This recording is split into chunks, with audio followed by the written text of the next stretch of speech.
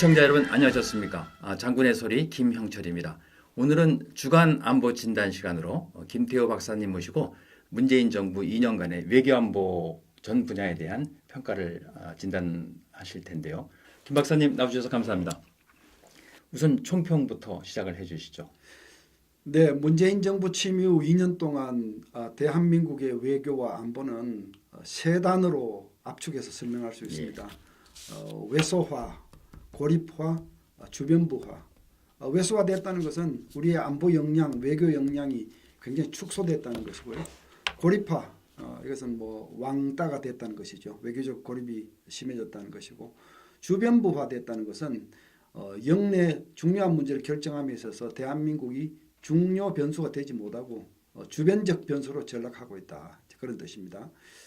그렇지 않아도 반기업, 반시장적 경제정책들 때문에 대한민국의 경제 위상이 상당히 실추하고 있는데요.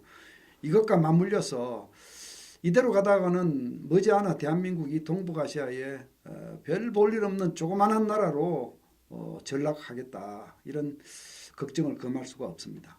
네, 우리 김 박사님 총평을 들어보니까 참 강론에서도 그렇게 좋은 평가가 나오긴 어려울 것 같은데, 그럼 우선적으로 이제 가장 중요하다고 볼 수 있는 외교 분야에 대해서 강론적으로 한번 말씀해 주시죠. 네, 문재인 정부의 외교 안보 패러다임이라고 그럴까요? 이게 전체적으로 좌파적 수정주의라고 말할 수 있는 그런 패러다임으로 갔거든요.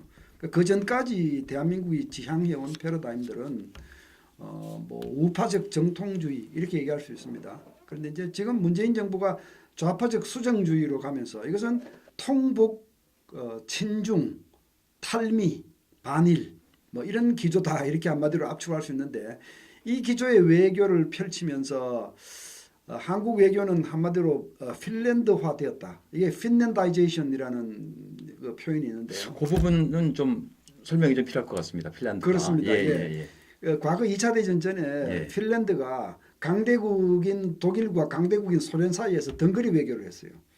양쪽의 신뢰를 다 잃어버리고 결국 소련이 이 핀란드를 침공할 때 히틀러가 말려주지 않았습니다. 그러니까 결국 양쪽으로부터 신뢰를 잃어버려서 결국 오도 가도 못하는 신세가 되는 이걸 핀란다이제이션, 핀란드화라고 하는데, 우리 지난 2년 동안 안보는 이 길을 걸었다라고 얘기할 수 있습니다.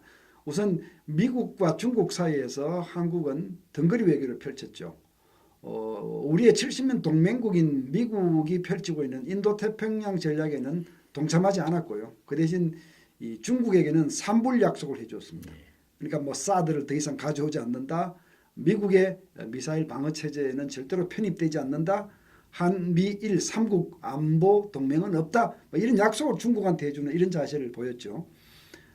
그 결과가 어떻게 되겠습니까? 미국, 중국 양쪽으로부터 사실 다 대접을 못 받는 결과가 된 거거든요.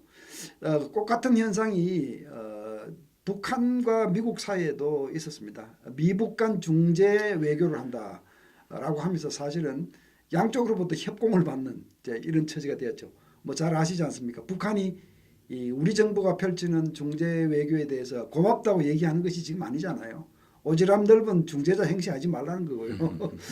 미국은 아니 우리가 피땀 흘려서 한국을 도우고 이렇게 세웠는데 이게 지금 동맹국한테 하는 거냐라는 배신감을 미국 국민들이 느끼고 있는 이런 상황이죠. 여기에다가 한일 관계까지 굉장히 나빠요.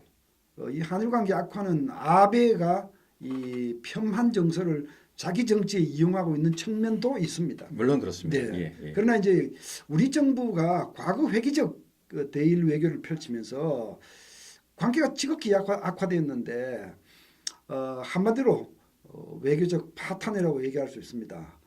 이거는 외교적으로도 파탄이고 군사 전략적으로도 파탄입니다. 지금 우리가 가진 국력, 우리가 가진 경제력, 우리가 가진 국방 역량으로 북한 막아내고 중국 견제하고 일본까지 적대시해서 상대할 수 있습니까? 사실 이게 바로 이런 걸 가지고 전략적 파탄이라고 부르는 건데, 한마디로 이런 외교가 진행되면서 한국 외교는 많이 고립화되었다. 아이솔레이션, 고립의 길을 걸었다. 이렇게 평가할 수 있습니다. 일본에 대해서도 과거 회기 회기형이라고 말씀하셨는데 적으로 동감하면서 지금 국내에서도 모든 정책이 과거에만 맞춰져 있지 않습니까? 적폐청산 그렇게 사회 원로들께서 대통령과 자리를 함께하면서 이제 적폐청산에 대해서 고만할 것을 주문했지만 절대로 그만둘 수 없다는 아주 독선적인 얘기를 했지 않습니까? 그렇습니다. 지금 우리가 외교 안보를 평가하기 때문에 국내 얘기를 사실 하지 않았을 뿐인데 그렇죠. 국내적으로도 심하게 분열돼 있죠. 역사적으로 이 정도 심하게 분열된 적이 있었습니까? 그러니까 국내 정치의 연장선상에서 외교 정책을 하니까 이게 과거 회기형이 될 수밖에 없다는 그런 아마 평가도 될 것 같습니다. 네. 예, 외교 분야는 이 정도로 하시고요. 이제 우리에게 가장 시급한 문제, 북한 핵 문제인데 그 분야를 어떻게 평가하시는지요? 북핵 분야에서도 우리가 이 핀란드화가 되는 그런 현상을 보였죠.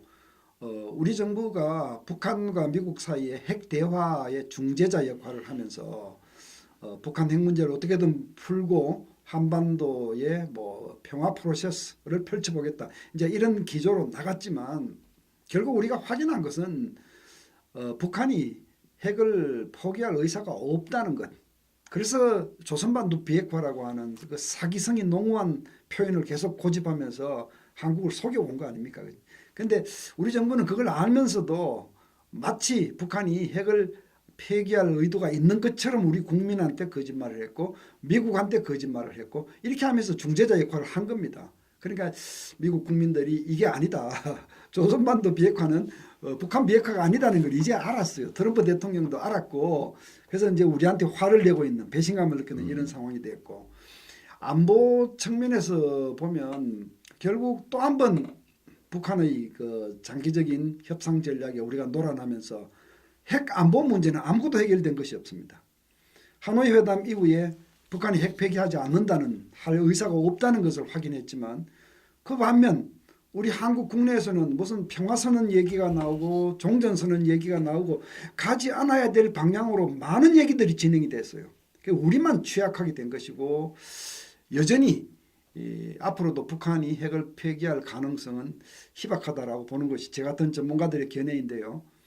대개 세 가지 이유가 있습니다. 북한이 핵을 포기하기 어려운 이유가 첫째는 국내적으로 핵은 위대한 수령님의 위대한 업적이죠. 그리고 이 권력 세습 권력 체제 이 체제의 정당성을 홍보하는 선전 수단으로서 굉장히 값어치가 높은 겁니다. 두 번째는 대남 전략 차원인데요. 북한이 가지고 있는 불변의 대남 전략이 뭐겠습니까? 궁극적으로는 적화 통일이고요. 그렇죠. 적화 통일의 가장 걸림돌이 되는 것이 한미 동맹입니다. 주한미군 그렇습니다. 그러니까 적화 통일과 적화 통일을 위한 한미 동맹 해체 및 주한미군 철수 이게 지금 북한의 변치 않는 대남 전략인데 바로 이 핵이라고 하는 큰 카드를 쥐고 지금 이 목적을 달성하려고 지금 계속 북한이 추진하는 거 이건 좀 눈에 보이지 않습니까? 하노이에서 북한이 요구한 게 뭐였습니까? 일부 자기들이 가지고 있는 핵 능력의 일부만을 내놓고 결국은 핵 보유국으로서 지위는 계속 가져가면서 주한미군 철수 한미동맹 약화의 길을 그런 카드들 얻어내겠다고 한 거. 이게 사실은 북한이 시도한 거거든요. 이게 대남 전략 이게 두 번째 이유고 세 번째 이유는 지금 동북아와 이 유럽에서 한창 진행되고 있는 신냉전하고도 직접 관련이 있습니다. 이 신냉전 구도가 심화되면서 중국과 러시아, 북한이 결속해서 해양 세력이라고 얘기할 수 있는 미국, 일본, 호주, 뉴질랜드 이런 나라들을 견제하는 이 신냉전 구도가 깊어지고 있고 이 해양 세력의 주축 세력은 당연히 미국과 일본입니다. 이런 구도 안에서 중국과 러시아가 북한 핵 문제에 대해서 사실상 방조할 수밖에 없는 그러니까 지금까지 중국이 북핵에 대해서 이중 플레이 해온 이유도 많은 이유도 이 신냉전에 있는 겁니다. 그렇죠. 겉으로는 유엔 제재에 동참하지만 뒤로는 오히려 북한 정권의 생존을 도와주고 환적 밀수를 통해서 석유를 제공하고 북한 핵 문제에 대해서는 원론적인 얘기만 하면서 팔을 비틀지는 않습니다. 핵을 포기하라고 팔을 비틀지는 않습니다. 그렇죠. 그러니까 이 세 가지 이유 때문에 여전히 북핵 문제를 해결하는 것은 쉽지 않다. 특히 이 대한민국만의 힘으로 푸는 것은 쉽지 않다.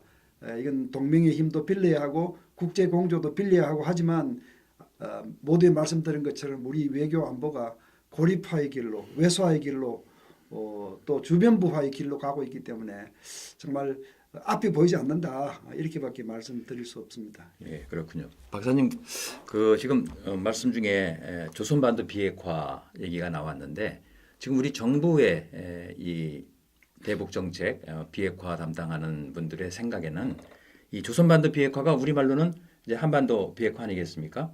근데 사실은 북한 비핵화를 우리가 외치고 그것을 위해서 한국과 미국이 동맹을 발휘해서 북한 비핵화를 이루어야 되는데 우리 한국도 덩달아서 한반도 비핵화를 주장하고 또 그것을 위해서 또 일하는 그런 느낌을 받습니다. 그런데 그 근거는 바로 91년에 북한과 합의한 한반도 비핵화 공동선언이라는 겁니다. 사실 그것이 그렇게 돼서는 안 되는 어떤 분명한 이유가 있을 것 같은데 박사님 한번 설명을 해 주시죠. 네, 조선반도 비핵화라고 하는 것은 뭐 김일성 시절부터 한국에 주둔하고 있는 미군 전술핵을 철수하라고 얘기할 때 그 요구를 위해서 했던 얘기가 조선반도 비핵화였죠. 그렇죠. 예.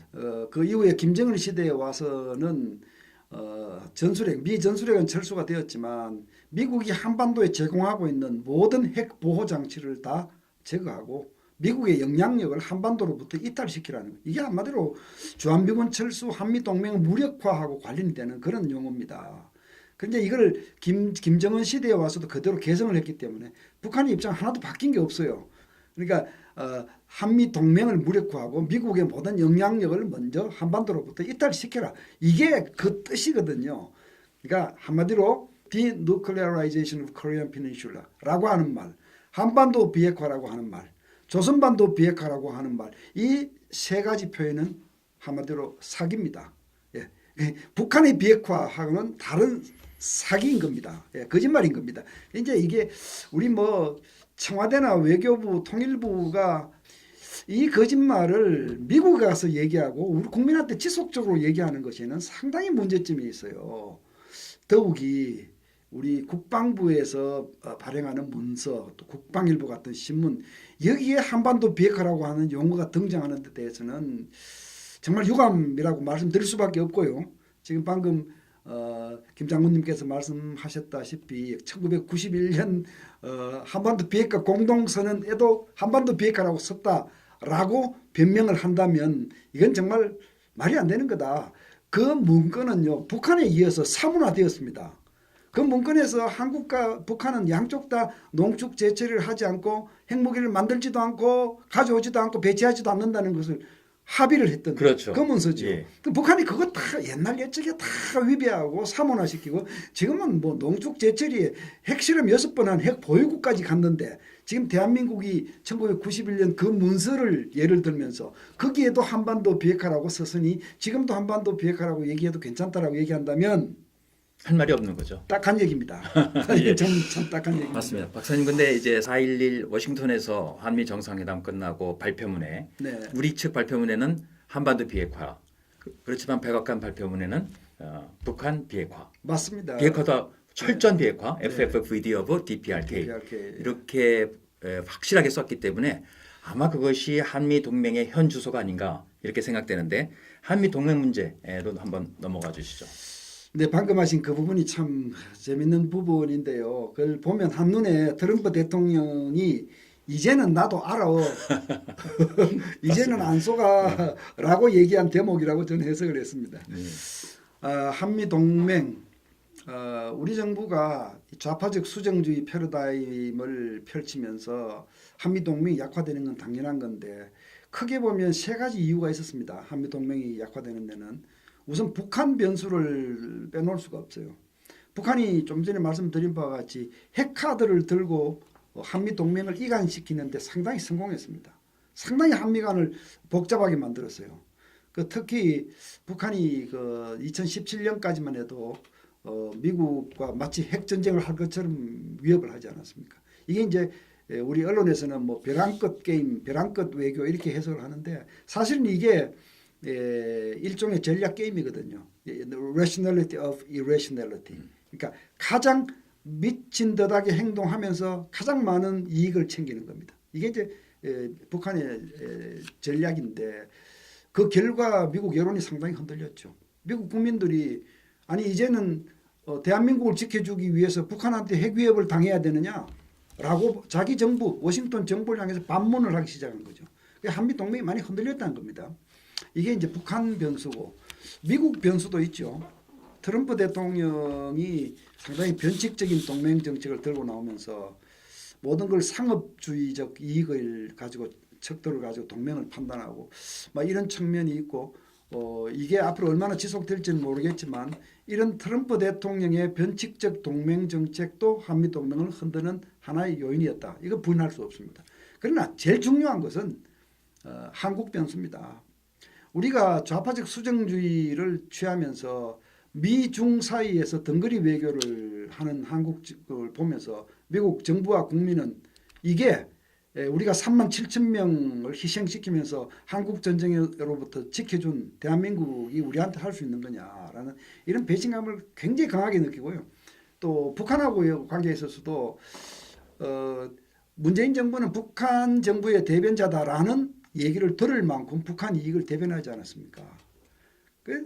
이런 것을 보고 미국 정부와 국민이 배신감을 느끼는 건 당연한 것이고요. 상당히 이완될 수밖에 없는 이런 변수는 한국이 제공한 겁니다. 그러니까 결론적으로 말씀드리면 북한 변수, 미국 변수, 한국 변수라고 하는 이 삼각 파도를 맞아서 한미 동맹은 굉장히 약화돼 있다. 그런데도 우리 외교관들은 입만 열면 한미 동맹은 어느 때보다 공고하다 이런 얘기를 하는데 우리 전문가들은 미국 전문가들로부터 이런 얘기를 듣습니다. 북한하고 한편처럼 행동하는 한국을 우리가 왜 지켜줘야 하느냐 이런 얘기를 우리는 듣고 있습니다. 그런데 우리 외교관들 귀에는 이런 얘기가 안 들리는 모양이에요. 그 말씀 잘하셨는데요. 트럼프 대통령께서 이제 미국 시간으로 8일 날 나라 이름은 밝히지 않았습니다만은 아주 위험한 영토를 지키기 위해서 미국이 많은 돈을 쓰는 국가가 있다. 그런데 그 국가는 미국을 별로 좋아하지 않는다. 이런 발언을 하셨어요. 네. 이거 아주 대단히 심각한 상태라고 뭐 신문에는 그 신문에는 그게 뭐 사우디아라비아하고 한국 둘 중에 하나다 이렇게 난 것 같은데 제가 보기에는 한국을 지칭한 것 같습니다. 사우디아라비아는 우리처럼 그렇게 위험한 곳이 있지 않습니다. 예, 하여간 그런 트럼프 대통령의 발언 그런 것이 현재 한미 동맹을 나타내는 아주 적합한 표현이 아닌가. 네, 이제 트럼프 대통령의 의견이 참 중요하지만 이게 미국 국민들의 생각이다. 이제 그게 더 심각한 거죠. 미국 정부와 국민들이 동맹을 평가할 때 쓰는 기준들이 있습니다. 예. 그 중에 제일 중요한 기준이 이 나라가 전략적 가치가 있는가 이걸 제일 먼저 그렇죠. 따지는 예. 거죠. 예. 두 번째로 중시하는 것이 이념적 상응성입니다. 그러니까 미국이 사회주의 국가하고 동맹하지는 않거든요. 당연한 얘기. 자유민주주의를 지키기 위해서 뭐 예. 이런저런 애를 쏜 지도국이 미국인데 세 번째가 자구 노력. 자기 나라를 지키기 위해서 얼마나 많은 돈을 쓰고 있느냐. 그다음에 이제 그 말고도 뭐 경제적 가치 또 해외에 얼마나 평화 활동에 기여하느냐. 미국이 벌리는 전쟁에 얼마나 참전을 해주는가. 이제 이런 기준들이 있는데 앞에 기준들은 다 지금 미국 사람들, 미국 국민들 눈에 맞지 않죠. 전략적 가치는 이미 실추할 대로 실추했습니다. 일본은 미국의 인도 태평양 전략에 적극적으로 동참을 하고 있지만 한국은 거기에 불참하고 있거든요. 이념적 상응성 문제는 이념적 상응성이 아니라 이념적 상충성이 아주 심각하다. 이렇게밖에 표현할 수밖에 없는 거죠. 그리고 이제 마지막으로 우리 내부 우리 국방의 문제 김 박사님의 한번 의견을 듣도록 하겠습니다. 최근에 사실은 경제 발전이 되고 이 세태가 달라지면서 이게 우리 군을 약화시키는 많은 요인들이 되어 온 게 사실이에요. 그 세태 변화에 따른 우리 군의 약화 부분이 하나 있었어요. 이런 것들은 뭐 우리 병사들이 뭐 훈련 받기를 싫어한다, 뭐 또 달리기를 싫어한다, 뭐 마마보이들이 있다, 뭐 이런 문제들 이건 뭐 어떻게 보면 극복해야 될 불가피한 세태의 변화다 이렇게 볼 수 있는데 이것 말고 정치가 군대에 깊숙이 개입하면서 우리 군대를 망치고 있는 부분들이 너무 심각해요. 너무 심각해요. 뭐 국방개혁 2.0 보시면 아시겠습니다만 거기에 우리 병사들 복무 기간을 18개월로 지금 줄였지 않습니까? 이게 사실은 안보 논리 차원에서 말이 되는 얘기입니까? 북한 군대가 8년 이상을 복무하는데 우리 군인들을 21개월 복무시키는 그것도 길다고 또 18개월로 줄였어요. 이런 거는 이 젊은 표심을 살려고 하는 정치적 계산이 동반되지 않았다면 이건 있을 수 없는 얘기입니다. 이런 거는. 맞습니다. 그리고 예. 또 더 큰 문제가 뭐냐면요. 지금 인구가 점점 줄어들지 않습니까? 예. 그럼 병영에 입대할 수 있는 가용 자원이 절대적으로 부족합니다. 그렇습니다. 근데 거기서 복무 기간을 줄인다면 그 부족한 소요는 더 기하급수적으로 늘어나는 거죠. 그렇습니다. 복무 기간을 사실 늘려야 하는 시기에 그렇죠. 예. 줄이는 현상. 그다음에 우리 군 간부들도 뭐 일반 월급쟁이처럼 변한 측면이 많습니다. 이건 뭐 전쟁이 없는 시대가 오래 지속됐기 때문에 승진과 월급, 연금 여기에 뭐 연연하고 군대 생활을 할 수밖에 없는 이런 측면이 있는데 그런데 가슴 아픈 것은요. 이 정치인들이 군대에 깊숙이 개입하면서 우리 군대를 정치화시킨 측면들 이게 정말 우리 군을 정말 심각하게 흔들었어요. 뭐 예를 들어서 인권센터 글쎄 이게 무슨 뭐 괴물 같은 단체인지 잘 모르겠는데 이런 단체들이 군부대에 마음대로 들락거리면서 장병들한테 인권 조사한다고 들락거리고 또 뭐 이 계급이 높은 사람들을 골라서 망신주기 수사를 벌리고 이게 뭐 군대를 휘어잡는 건 줄 알고 이게 문민 통제인 줄 알아요. 그거 아니거든요. 그건 문민 통제 그런 거 아닙니다. 문민 통제는 군이 헌법적 의무를 일탈해서 뭐 정치에 개입하거나 하는 이런 걸 하지 못하게 하는 것은 문민 통제가 맞습니다. 그러나 군이 본연의 임무를 수행할 때는 그 임무를 수행할 수 있도록 군의 특수성을 인정해 주는 거 이게 또 문민 통제예요. 그렇지. 그 여건을 만들어주고 보장해 주는 거. 그렇습니다. 예. 근데 뭐 우리 뭐 장성들이 진급을 하기 위해서는 나라에 충성하고 부하를 아끼고 전투력을 키우고 이게 아니고 정치인들한테 줄을 서야 되고 권력자 뒤에 줄을 서야 되고 그래야지 진급이 되는 이런 군대를 만들면 이게 어떻게 군대가 되느냐는 겁니다. 뭐 말씀이 나온 김에 우리 9.19 공동선언 9.19 군사분야 합의 얘기를 말씀을 드리지 않을 수가 없는데 예. 이 군사분야 합의가 우리 군대의 손발을 묶은 것이 얼마나 많습니까? 지금 당장 그 감시 정찰할 수 있는 감시 정찰하는 우리 비행 구역을 축소 제한하면서 북한이 미사일 쏠 때 우리 몰랐지 않습니까? 예? 그런데도 국방부는 감시 정찰에 전혀 빈틈이 없다. 이렇게 계속 주장하고 있습니다. 아니 5월 4일 날 북한이 미사일 쏠 때 5월 3일 날 대통령이 군 수뇌부를 모아놓고 군사분야 합의 철저히 이행하라고 당부했지 않습니까? 그 징후를 우리 군이 알고 있었다면 어떻게 그런 얘기를 하셨겠습니까? 맞습니다. 이게 모르고 있었다는 얘기고요. 아마 미군은 알았을 겁니다. 근데 미군은 우리한테 얘기 안 해줬어요. 이 한미 동맹 정보 협력이 먹통이 됐다는 것이 사실 여실 다 드러났는데 저는 이 미사일 사태를 보면서 야 이게 우리 군대가 정말 홍길동 군대가 되었구나. 우리 국방 우리 합참이 홍길동 합참이 되었구나. 홍길동은 뭐 아버지를 아버지라 부르지 못했는데 아니 우리 군이 북한이 탄도미사일을 쏘았는데 탄도미사일이라고 얘기를 하지 않았습니다. 이제 미사일 말씀이 나왔기 때문에 제가 팩트를 좀 정리를 해드리자면 예. 뭐 우리 언론 우리 국방부 뭐 우리 정부는 얼렁뚱땅 얘기를 하고 탄도미사일을 그리지 않고 넘어가고 있지만 전문가의 눈에 비치는 건 이겁니다. 지금 북한의 미사일 발사는 명백하게 유엔 안보리 결의 위배고요. 명백하게 판문점 선언, 평양 공동선언 그리고 남북 군사 분야 합의 위배입니다. 유엔 결의를 한번 보실까요? 예. 2009년에 1874호 이 안보리 1874호에는요. 모든 탄도미사일 기술을 이용한 모든 발사를 금지한다. 명백히 돼. 여기에 뭐 200km는 괜찮고 500km는 괜찮고 이런 얘기 없습니다. 예. 그다음에 2013년에 2087호 2087호는 북한이 3차 핵실험한 직후에 채택된 겁니다. 여기에도요. 모든 핵 미사일 활동을 금지한다라고 다시 명시가 되어 있고요. 더 재미있는 것은 2094호가 있습니다. 2094호. 예.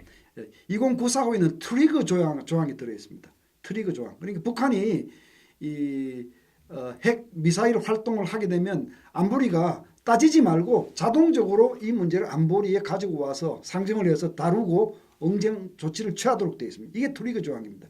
지금 세 개가 다 지금 작동이 안 되고 있지 않습니까? 그런데 트리거 조항이 있는데 왜 트리거가 작동이 안 됐죠 이번에? 트럼프 대통령은 미국 대화를 계속 열어놓겠다는 생각으로 아마 그러는 것 같습니다만은 북한이 미사일 쏜 것이 나와 김정은 사이의 신뢰를 위반한 것은 아니다라고 이렇게 약간 포장을 쳐주었습니다. 그게 아마 장거리가 아니기 때문에 미국에는 위협이 되지 않는다. 이제 그 부분이 예. 우리 한미 동맹이 약화되었다는 또 하나의 증거죠. 맞습니다. 미국을 때릴 수 있는 장거리 미사일을 실험하면 미국이 발끈하고 한국한테 직접 위협이 되는 중단거리 미사일을 쏘면 미국은 너그다 해야 하느냐. 이게 동맹국의 모습이 아니죠. 그다음에 아까 판문점 선언 제가 말씀드렸는데 판문점 선언 한번 읽어보십시오. 2조 1항이 뭐라고 되어 있는지요. 모든 적대 행위를 중단하는 이게 핵심 중에 핵심입니다. 판문점 선언, 그다음에 평양 9.19 평양 공동선언, 그다음 남북 군사 분야 합의서 이 세 개 문서 모두의 핵심은 군사적 적대 관계를 해소하기 위해서 상호 적대 행동을 중단하는 것. 여기에 초점이 맞추어져 있습니다. 예, 뭐 어쨌든 그런 것들이 지금 우리 군의 모습이고 이게 우리의 이 안보 역량이 축소되는 것. 그래서 전체적으로 보면 우리 외교 안보가 상당히 이 왜소화되었고 그리고 주변으로부터는 별 인정도 받지 못하는 이 고립화되었고 그래서 중요한 의사 결정에 큰 역할을 하지 못하는 주변 변수로 전락하는 이게 지난 2년간 대한민국의 외교 안보 모습이었다. 저는 그렇게 평가하고 있습니다. 이제 강론적으로 분야별로 다 말씀을 해주셨는데 전체를 다 아울러서 한번 정리 차원에서 말씀을 한번 해주시죠. 네, 제가 지난 2년 동안 대한민국의 외교 안보를 상당히 비관적으로 총평을 한 것 같습니다. 그래서 간곡히 부탁을 드립니다. 우리 정부 이 길로 가지 말아 주십시오. 이 좌파적 수정주의라고 하는 이 패러다임들을 과감히 정리하고 원래 대한민국 모습으로 돌아와서 우리의 외교력이 커지고 우리의 안보 역량, 외교 역량이 커지고 또 이 세계와 동북아에서 위상을 더 높이는 그런 나라가 되는 그런 길을 가주십사라는 간곡한 부탁 말씀을 드리고요. 마지막으로는 우리 군에게 정말 드리고 싶은 말씀이 있습니다. 뭐 우리 군이 오늘날 어떤 분들은 이게 군대냐, 군대도 아니다 이렇게 말씀하시는 분들이 있는데 그래도 우리 국민은 군을 믿고 사랑합니다. 우리 군이 헌법에 있는 국토 수호 의무를 충실히 해주시고 정치인들이 요구하는 비헌법적 요구에 대해서는 과감히 뿌리치고 이게 아니다라고 조정하는 직언하고 조정하는 이런 군인이 되어주시기를 원하고요. 이런 차원에서 마지막으로 이 넬슨 제독이 죽으면서 했던 얘기를 여러분들한테 전하고 싶습니다. 1805년이죠. 나폴레옹의 그 프랑스 스페인 연합함대를 맞이해서 트라팔가 해전에서 영국 함대를 이끌었던 사령관이죠. 넬슨 제독이. 그렇죠. 예. 그런데 그 넬슨 제독이 열세임에도 불구하고 그 나폴레옹 연합 함대를 무찌르고 조국을 지켰습니다. 근데 참 안타깝게도 전투가 종료되기 직전에 저격병에 맞아서 저격하는데 맞아서 이제 숨을 거두는데 마지막에 한 얘기가 이겁니다. Thanks God, I've done my duty. 하나님 감사합니다. 제 의무를 다할 수 있게 해주셔서 감사합니다. 이 말씀을 우리 군인들에게 꼭 드리고 싶습니다. 정말 감동적인 말씀이네요. 아직도 문재인 정부는 3년의 기간이 남아 있습니다.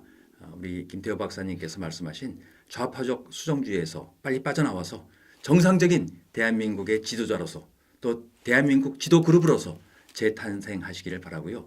그러기 위해서는 지금 미사일을 2차례 수발을 쏜 북한에게 식량 지원해주지 못해서 안달나는 모습 이런 것은 정말 국민들이 실망스러운 모습입니다.